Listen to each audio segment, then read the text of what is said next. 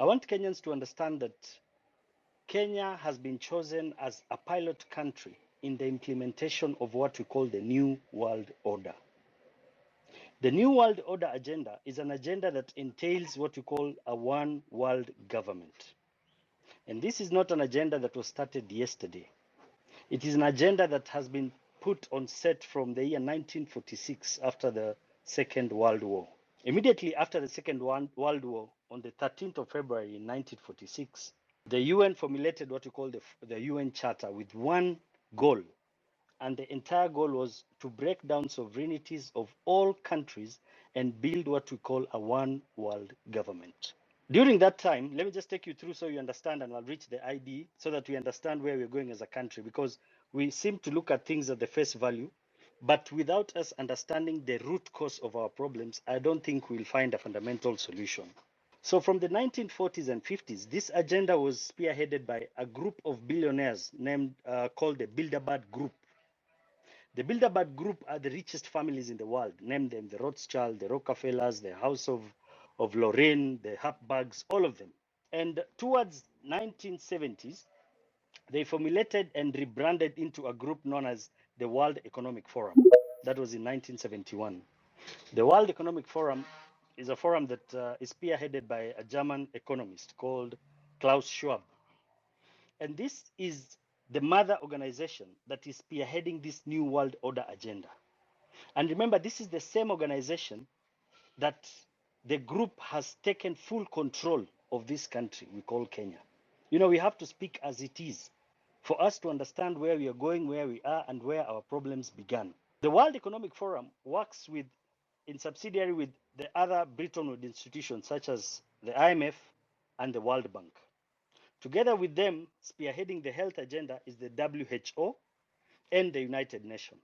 So these people had an agenda from the 1940s to build a world with a one government. When I talk of a one government, I'm talking of one military, one president, one currency, one system, judicial system, military system, to build one where the center of command will be under one leadership. So in this Africa we're talking about, I don't know how we got to this point where now Kenya has become the prototype for all these implementations. All these shenanigans and things you are seeing, all these policies and implementations that are being brought forward ever since the KK government got into office are all spearheaded and pushed to us by these globalist organizations. Number one, their biggest agenda is to depopulate the whole world.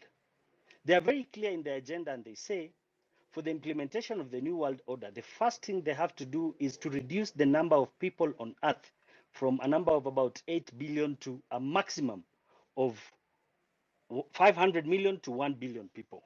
And how do you do that? So their first implementations was things to do with food and agriculture. And that is why you'll notice most of the implementations and policies that are being implemented in this country from Uhuru Kenyatta's time were policies to do with health, food and agriculture, and land. Simply because they understood the only way to control mankind is to control the food. As it is said, he who feeds you controls you. So how are they able to manage, how are they able to control our food supply and our food agricultural practices? It is through policies in these governments that are puppets to these globalist organizations. Today in this country, we know very well that the entire assembly has been held captive by the executive. But at the same time, we have to understand that our entire leadership has also been held captive by these globalists. All these agricultural policies that are being implemented in Kenya are meant to take full control of our food production, food supply, and our entire agricultural practices. In the New World Order agenda, they state clearly that their main objective is to transfer food production and agricultural practices together with assets and land from individuals to the big corporations. The New World Order agenda entails to take control of the entire ownership of properties, assets, and everything else on planet Earth. But the saddest thing is that we are being pushed towards an agenda that many Kenyans are not aware of, many Kenyans are not speaking about. Even our entire leadership, most of them don't know where these globalists are taking us Correct. to. So once they control the Yes. food, today you know very well that agriculture is under their control, and they managed to do it through policies. And this policy started during Uhuru Kenyatta's time, where they brought policies to do with seeds, where you cannot share seeds, and they allowed these multinational globalist organizations such as DuPont, Cargill, Monsanto. They allowed them to come and patent seeds here. Today in this country, it is a crime to even share seeds with your neighbor. Today in this country, it's a crime to use seeds that are not patented.